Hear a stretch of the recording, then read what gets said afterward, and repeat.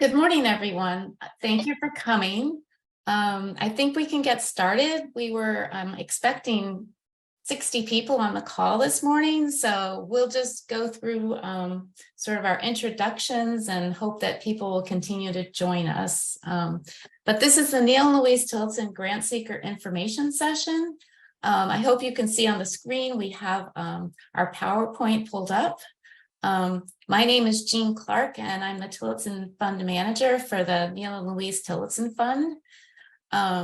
We have people on the call today from Quebec, Maine, Vermont, and New Hampshire. And we're going to start with introductions. So, Sonia, if you wouldn't mind introducing yourself, and then Phoebe. Sure thing. Well, hello, everybody. Welcome. We are so happy to see your faces. And I'm Sonia Salanti. I'm the director of the Tillotson Funds, and I'm naming out loud that I need to speak slowly, especially for our French folks that are on the call. So if anytime I'm going too fast, just let me know. And I've asked my team to do that as well. And anyway, we're really excited you're here, and we're so excited to share information about our grant programs today. Hi, everybody. I'm Phoebe Backler. I'm a program officer with the Tillotson Funds, and I'm calling in from Gorham, New Hampshire. And yeah, just to echo Sonia's point of just it's so great to see you all. And yeah, hope you're enjoying the new sunshine and warmth. Great, thank you. And we also have Rebecca Lapatino from the New Hampshire Charitable Foundation. She will be monitoring the chat and other technical questions. So know that she may be, stopping us to ask some of those questions along the way, but do feel free to use the chat room to message us. We also have Danielle Allard, who is translating our presentation from English to French. And now I'm just going to go over a few brief housekeeping details. We just ask that everyone mute yourself so that everyone can hear the presentation. As I said, if you have a technical issue or a question about our content, you can type that in the chat box, which is located at the bottom of your screen. And then Rebecca will let us know if your comments and questions come up as we go along. We also pause during and at the end of the presentation for you to ask any questions. So we want this to be as interactive as possible, and knowing we have so many people on the call, again, I think using the chat will be helpful. As I mentioned, the session is both in French and English. And if you'd like to access the French translation, there's this symbol that's at the bottom of your screen. It looks like a globe. And so there's an option that says French English. So if you click on the button, you should be able to toggle between French and English. Again, feel free to ask any questions. You can type in French, and Danielle will translate that for us as well. So I think that's enough on the translation, but if you do have trouble with, accessing the French version of this presentation, just again, use the chat to let us know.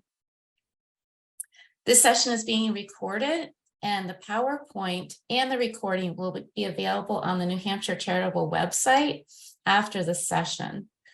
Unfortunately, it's not possible to record the French translation of the presentation, but we do have the PowerPoint available in both French and English. And I think Rebecca's able to provide a link in the chat to the French PowerPoint presentation. So look for that in the chat. And now I think we can move on to slide number 2.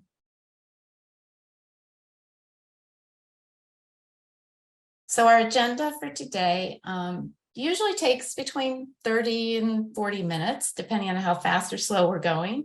But we're going to provide a brief overview of Neil and Louise Tillotson, where the fund got its start, and our community investment framework. Then the second half of the presentation will move into a review of our grant programs and the application process. And that includes our local large, and dash grant programs. As I mentioned before, just feel free to ask us to pause if you have any questions, and we'll do our best to answer those. But again, at the end of the session, we'll be asking for any final questions that we haven't addressed during the presentation. So I'm now going to turn things over to Sonia, and she's going to review the investment framework for the fund. Thanks, Jane. Actually, I'm going to kick us off with a little bit of the background about the Neil and Louise Tillotson Fund and our benefactors, Neil and Louise Tillotson. So we think it's really important to share a little bit of the history of the Tillotsons so that everyone in the region can understand from where these resources came. Here we have a picture of Neil and Louise at Dixville Notch in front of the Balsams, I believe. Neil Tillotson was actually born and raised in the North Country. He was a very innovative entrepreneur. He built many, many businesses and companies and employed thousands and thousands of people across the North Country and internationally as well. His wife, Louise, she was also a force. She was from the UK. She built many of her own businesses and even built her own house at one point and was a philanthropist in her own right as well. Neil passed away at the ripe old age of 102. And at that point, he left the bulk of his assets to charitable purposes. And then Louise, working with a group of trustees, she worked to establish the donor advised fund at the New Hampshire Charitable Foundation. And that was established in 2006. And so that was the Neil and Louise Tillotson Fund, which is a donor advised fund at the Charitable Foundation. And since that time, a really dedicated group of 11 advisors, plus or minus a few drop off and come on, as well as 3 staff, have worked really hard to really embody the vision of Neil and Louise Tillotson, which is to be humble, be creative, and be kind, and to protect the land and help the people. In the spring of 2022, the fund completed its 3rd 5-year strategic plan, and you can actually download that plan from our website. I think Rebecca's going to pop a link to that in the chat right now. And the thing about the plan that we're really excited about is that it was really informed through deep community engagement. And our goal was really to reflect the wishes and the aspirations of the people in this region. And we feel like it's pretty well embedded in the plan because we leaned on community to help us develop it. I will say that the strategic plan, the vision and the purpose and the principles of that plan reflect the aspirations of the fund to move even closer towards community-led philanthropy, so community-driven solutions that come from the people of the region. And the purpose, as stated on this slide, is to serve as a resource for the people of our region to forge their own pathways to well-being and cultivate a region that thrives. All right, next slide, please. Thank you. So we have this geography slide pulled together, and we've worked pretty hard on the language because we recognize that the geography of the Tillotson Fund can sometimes be a little bit amorphous. And so just to be clear about the region that we provide grant making in is that we focus on Coos County as the center of our region. And then the communities, the towns and villages that touch the borders of Coos County in Vermont, in Maine, and in the MRC of Coaticook are also considered to be part of that region. We recognize also that people and services and animal and land and the rivers, they don't necessarily respect like lines that are drawn on a map by human beings, and that people move, fluidly across these boundaries. And so for this reason, we always have and will continue to fund regional initiatives that support economic or community development across our larger area, provided the initiative has a clear and meaningful impact to the people and the landscape of Coos County. And so that includes if a statewide organization is looking at doing a project or offering services within that region, we do consider applications from statewide organizations. So if there is any confusion about the geography, or you're not quite sure if you fit in that, within those boundaries I described, just give us a shout, call Jean, you can call me, you can call Phoebe. We're happy to help you think through where your program lands in that. All right, next slide, please. So a core component of our strategic plan is this community investment framework. And this framework is an update or a refresh of our previous goals and strategies that you might recall from our I guess that was around 2020 that those were still in place. And I want to share within this framework, we really commit to support, again, community-driven strategies and solutions. So we want to hear from community about what is important to them. And then we have a suite of tools that we can provide to support community aspirations. And these include grant making, social impact investing, advocacy, either the fund advocating in partnership or, providing capacity building for our partners to learn advocacy skills. And then we love to hold convenings where, especially when organizations don't have capacity to do them themselves, and work in deep partnership with many of our grantee partners. So this framework in particular articulates our core investment areas, or what are the things you fund, basically. And we also sort of designed it in a way that it shows how these different investment areas are mutually reinforcing. And we are applying an equity lens and another approach of, of making sure that all of our investments are informed by community. So next, I'll go into more detail about each one of these on the next slide, please. Okay, first of all, I want to say there's a lot of information on this slide. Don't sweat it. We will be sending out this presentation so you can study these in more detail. But we do think it's important to go into just a little bit more detail about what are some examples of the specific types of projects or organizations you fund. So in the individual and family well-being investment area, that is looking at a spectrum of helping folks to meet their basic needs along a continuum of ensuring things are in place so people have what they need to actually be able to really thrive. So moving beyond just meeting basic needs, but looking towards well-being. And so within this category, we fund projects, programs, organizations that meet essential needs for individuals and families. Those are things like food security, housing, transportation, healthcare, childcare, learning. But beyond that, we also look at strengthening systems of care. And these are defined as a broad array of supports and services for individuals that cover everything from interagency collaboration, projects and services that look at individuals' strength-based practices, encouraging cultural competence, collaboration for community-based services, and shared responsibility for successful results. In this category, we also have what we're calling our big bets, or these are systems change initiatives that the fund supports. And within this area, we are continuing to support a early childhood education, but we're expanding that to be a whole family's approach. And within that, we're expanding the number of partners who participate in our early childhood initiatives. And we're also working with them to kind of they have already been taking a collective action approach to really advancing the priorities of the childcare system in the North Country. And we're working to help strengthen that collective action approach with them by bringing in more partners and providing more training and capacity building for those folks. So the next category is healthy workforce ecosystem.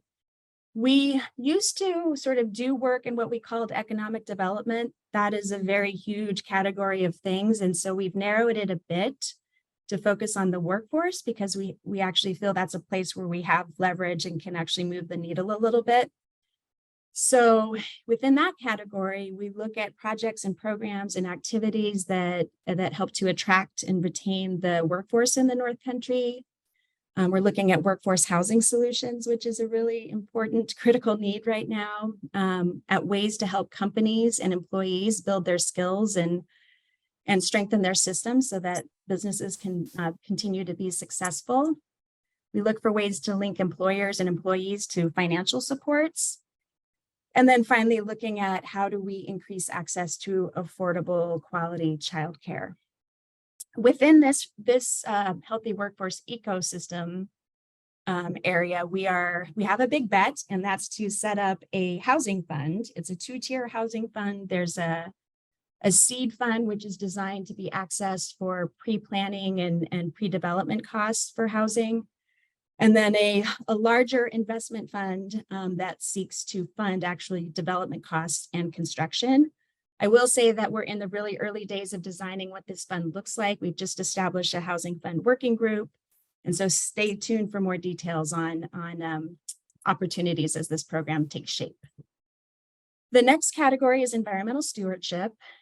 Really, this just focuses on maintaining and protecting and enjoying our natural resources, and also making sure that we are investing in and supporting clean energy solutions and energy efficiency, and that we're supporting climate smart forestry solutions. And the big bet here is really just recognizing that our natural resources are really core to the economic and community vitality of the region. And so we want to just really take good care of it. And then last but not least, we have our resilient communities investment area. And this is really, what does it take to help a community and help our communities to thrive? And so in this category, we look at projects, programs, and activities that help to empower youth, bring people together to convene, collaborate, and celebrate, revitalize population hubs and community gathering places, improve civic health, and strengthen municipal capacity and leadership.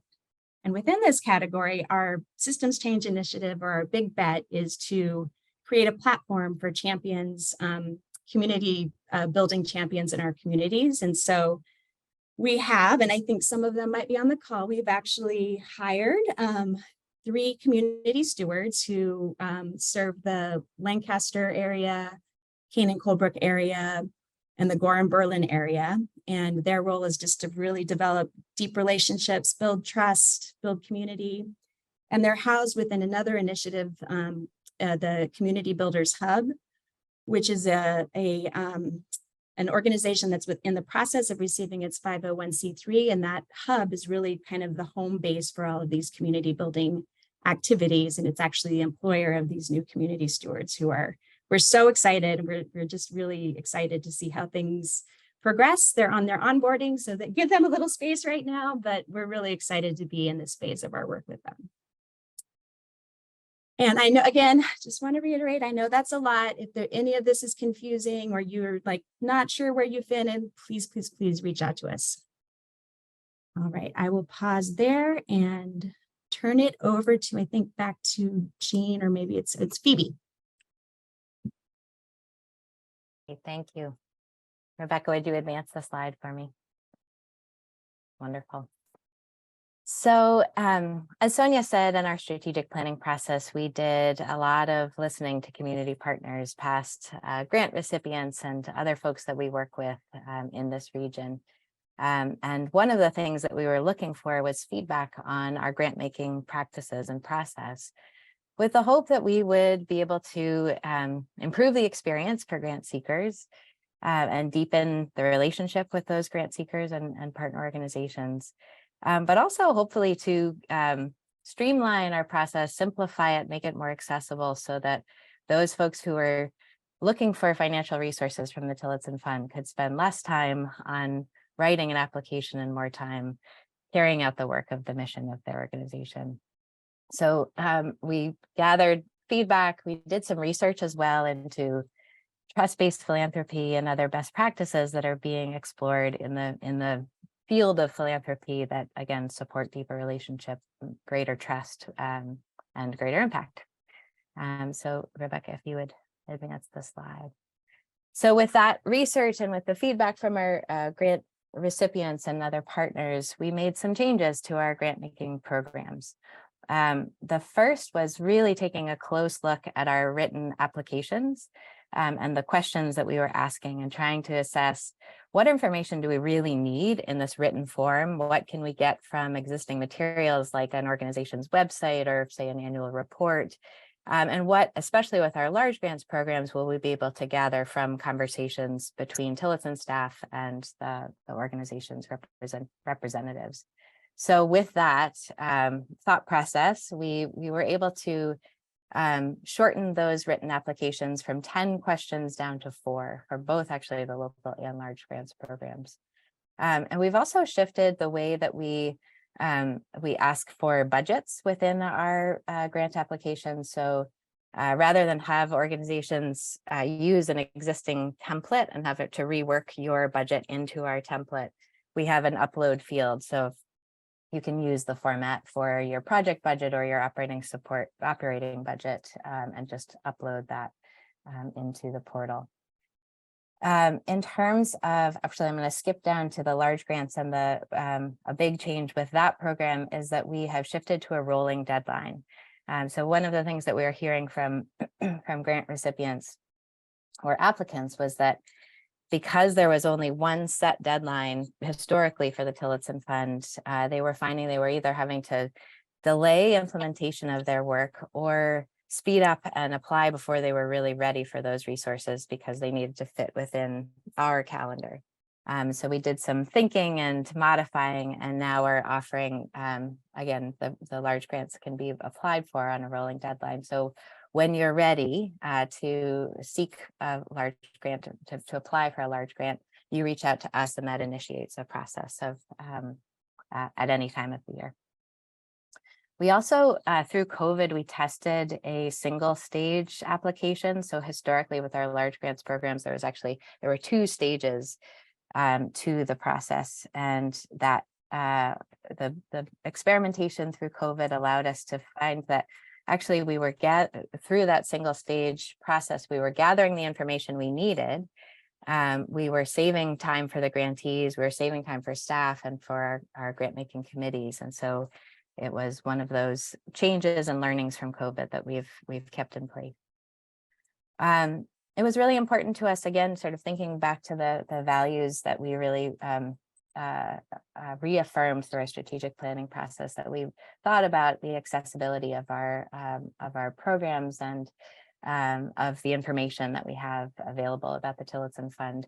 So all of our written materials are translated into French. This Grantseeker session is another good example of wanting to have the information accessible to those who are for whom French is their first language. The website, the Charitable Foundation website is also, we've gone through a process of assuring that it's ADA compliant and that it is accessible with mobile devices for those who prefer to use a phone or a template to apply for resources. All of those systems work on mobile devices. And then finally, we heard from a lot of different community partners that they really missed the COA symposium from the past. And it was a chance for them to connect with people from different sectors from all across our region, to cross-pollinate, share what they're working on, and that as we've moved away from that, and certainly with COVID not being able to do that, that there was a real loss, and folks were missing that. So we miss it too. So we are bringing it back. It's going to look a little bit different, but that's something for you to stay tuned for. More information will come out about when that will happen and what it will look like. Rebecca, you can go ahead and advance. Thank you. So one of the things that presumably you all are here for is to learn about what are the things that the Tillotson Fund is looking for in terms of what makes a strong application, what makes for a more competitive application. So we wanted to just run through some of the things that we as staff and then our grant making committees really are looking for in these applications. So it probably goes without saying that you're being able to show how your work and the work of your organization aligns with an area of our community investment framework is important. And as it probably was clear from Sonia's description of those 4 different areas, it's pretty broad. And so it's likely that the work that you're doing, you can fit within one of those 4 areas. And in fact, we're finding from some of our partners that their work actually applies to multiple sections, multiple areas of that community investment framework, which again, the idea is it's mutually reinforcing. So it makes sense that there would be cross-cutting themes. Going back to the fit with our geography, if you have any questions about whether or not your organization and work fits within our geography, just reach out and connect with us. And then the importance of partnerships and collaboration, of being able to demonstrate community support, that the work is supported by community and driven by the ideas and the aspirations and needs of people in the community. The importance of diverse funding streams and the ability to show a local and regional impact of your work. Those are all really important as well. And so we'll go into more detail with what that really means and what we're looking for in the next few slides. So Rebecca, if you would advance, thank you. So again, these 3 core areas are things that we really are looking for, both as staff and then our grant making committees when we're assessing an application and trying to determine whether or not it will be funded in the current round. And I think it's fair to say that if you think of it as a kind of a continuum where the larger the amount that you're seeking and dollar amount that you're seeking, the more important it is to be able to articulate and demonstrate that you are doing these 3 things well. And so we'll go into a little bit more of what we're looking for in terms of each of these 3.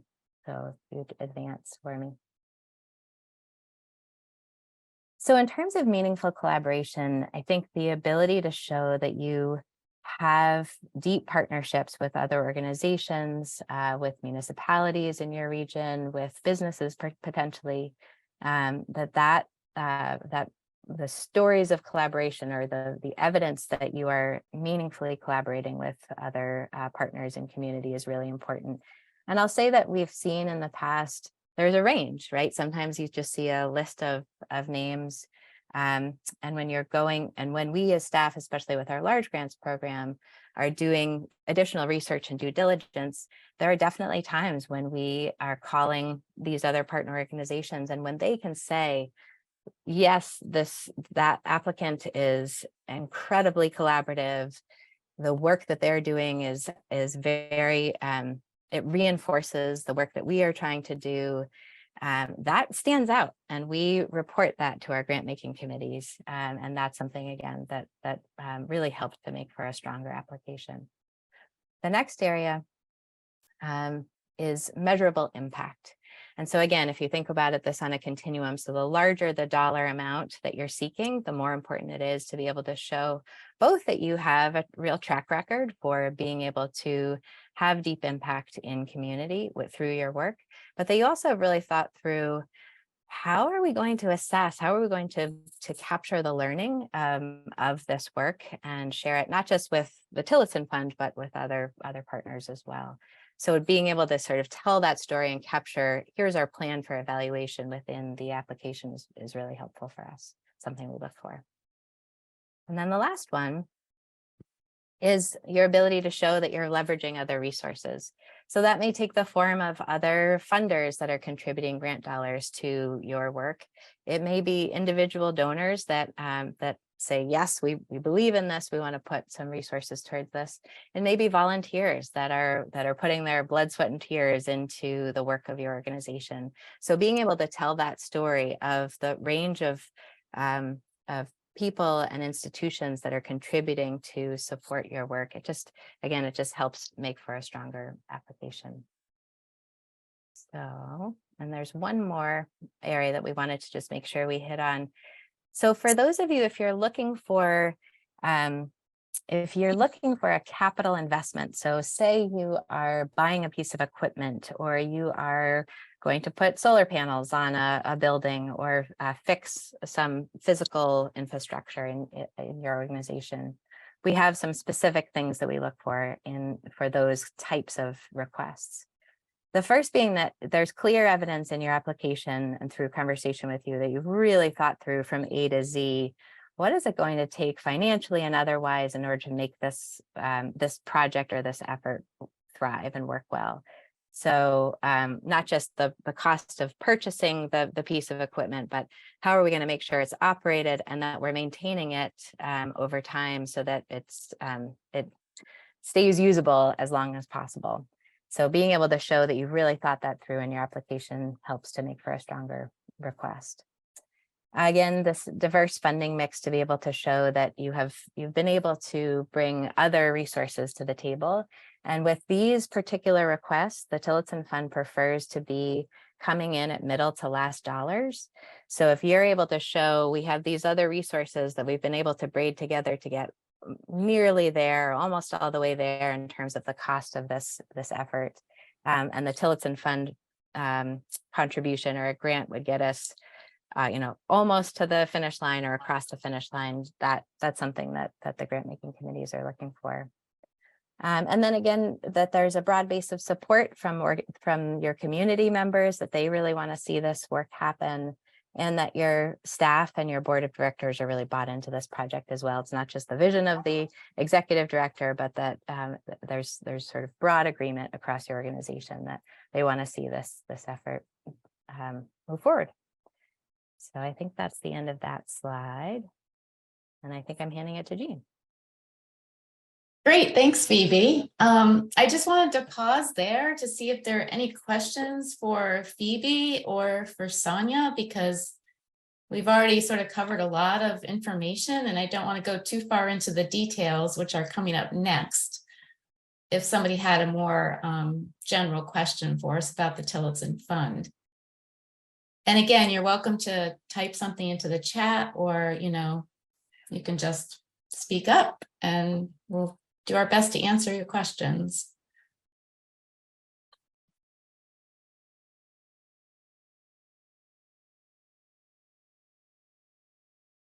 So there's a question, are there discussions within the fund to assist NPOs with the community, within the community for capacity funding? I am not sure what you mean by capacity funding. Could you elaborate a little bit?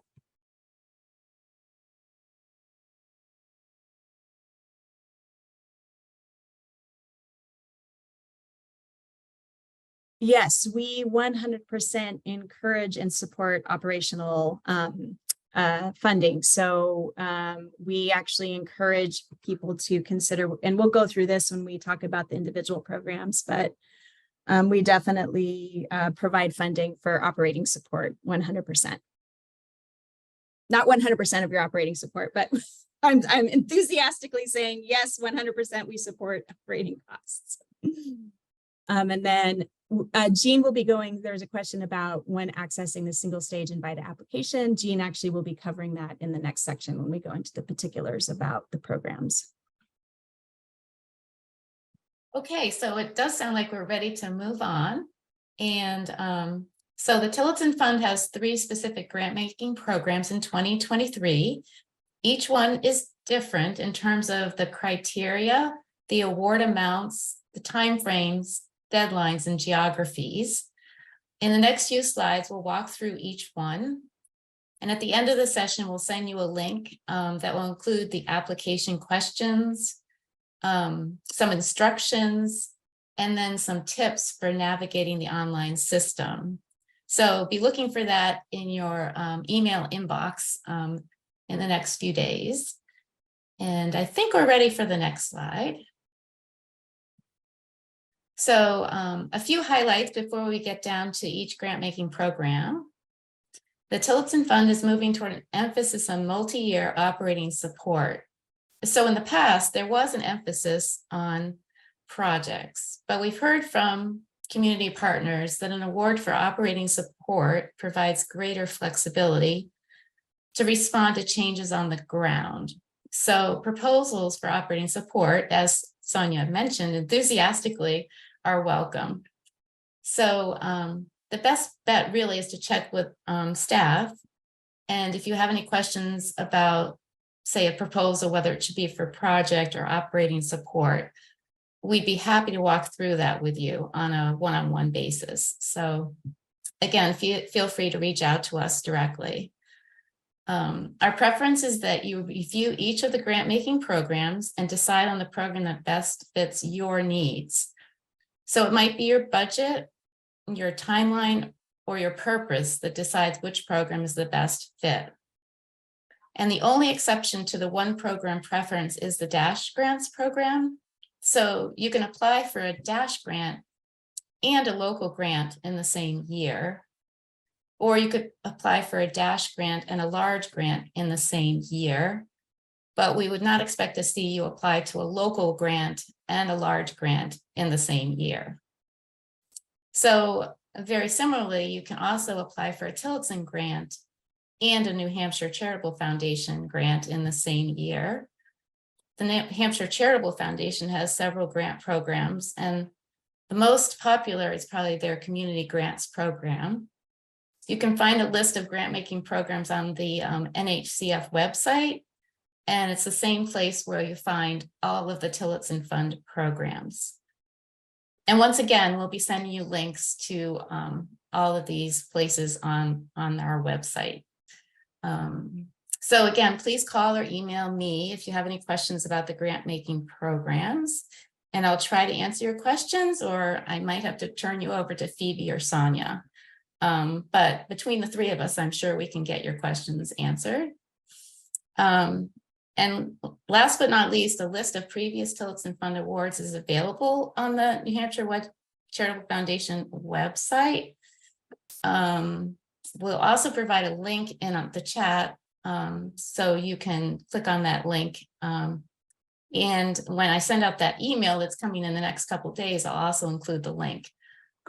So it's always helpful, I think, to take a look at those lists just to get a sense of, the awards that might have been successful in the past.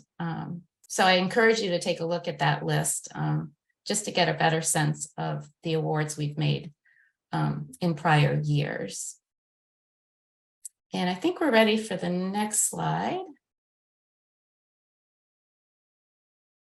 So now we'll get into the specifics. And first, we're going to talk about our local grants program.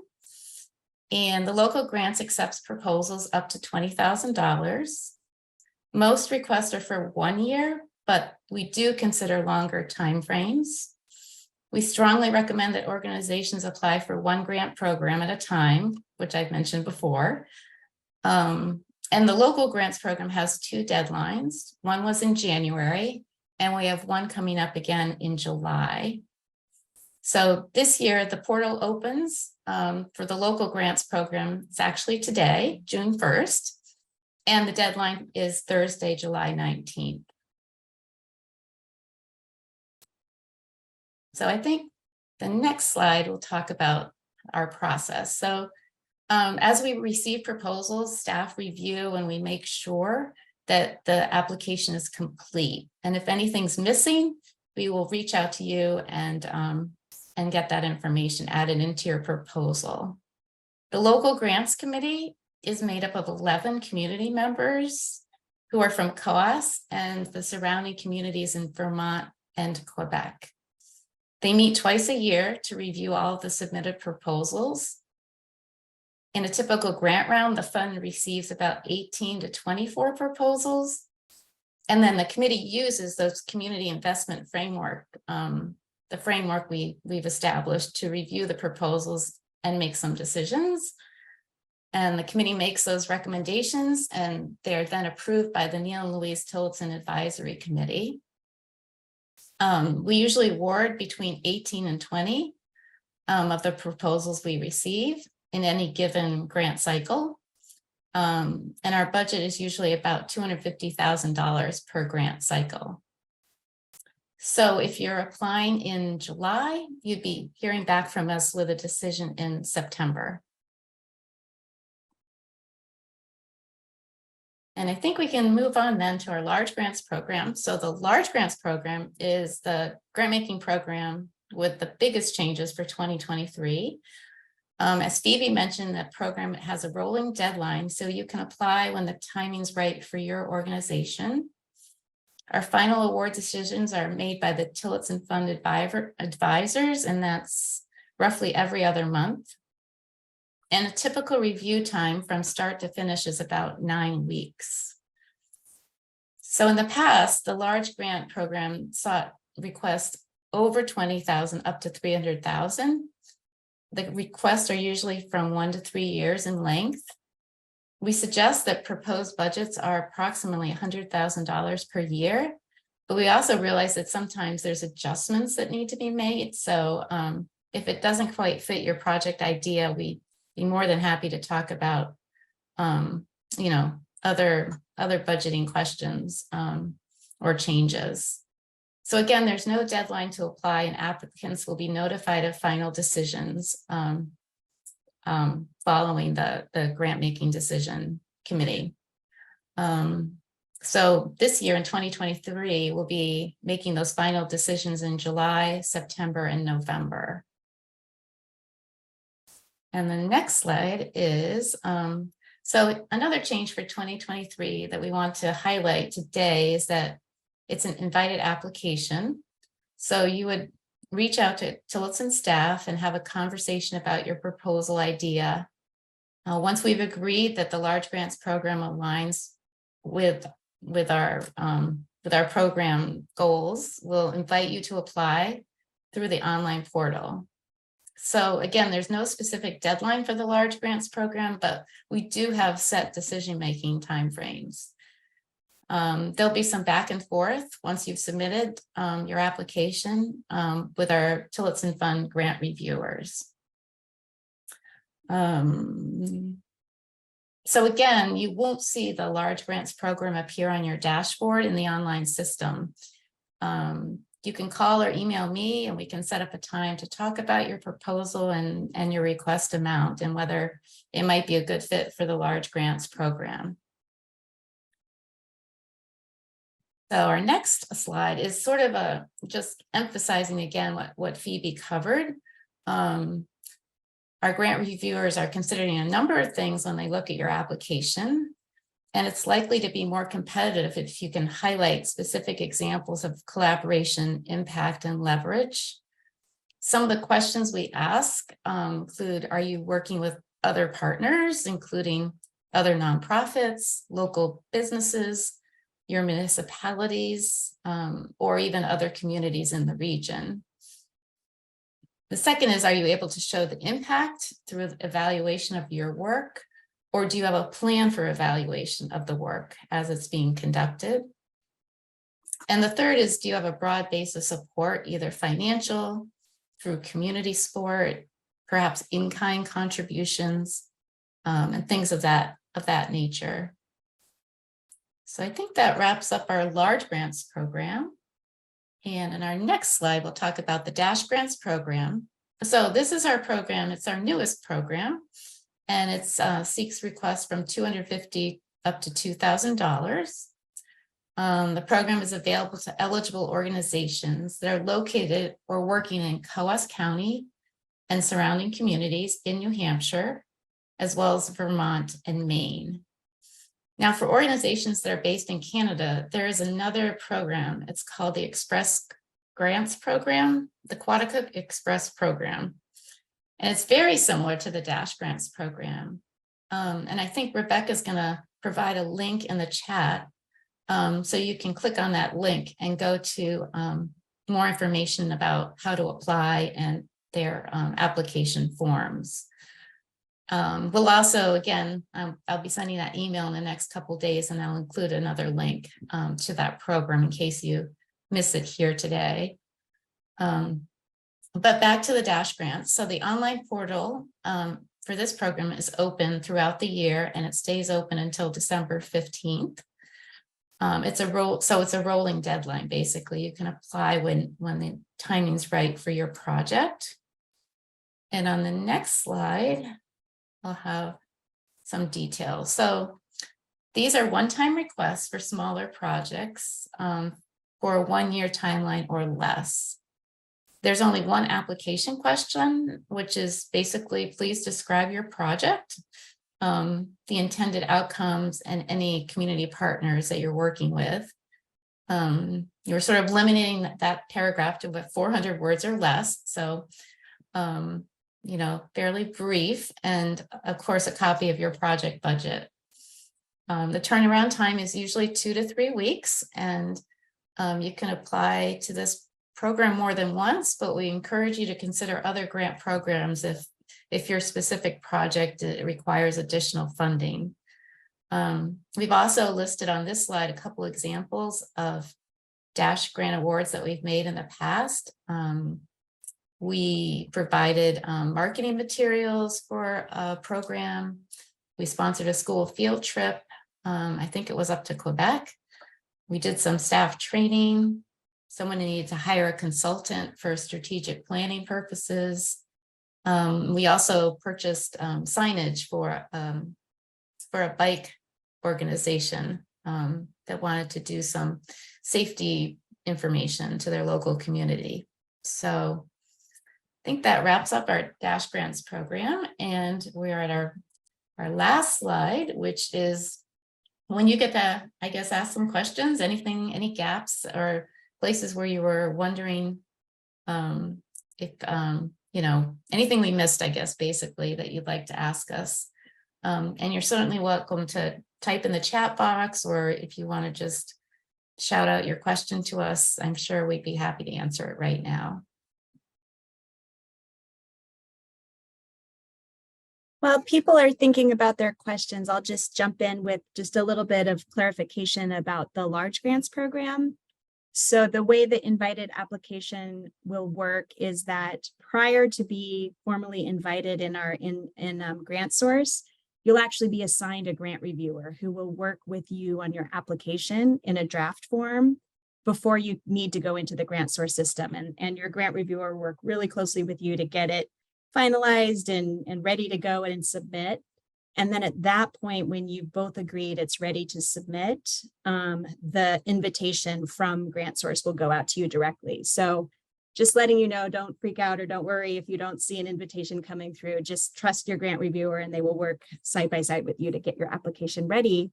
And also, help figure out, is the timing right? Is the scale right? So this is another new way we're working of just providing a lot of upfront support before you actually go in and press send, which can be scary. I totally recognize. So just wanted to clarify that.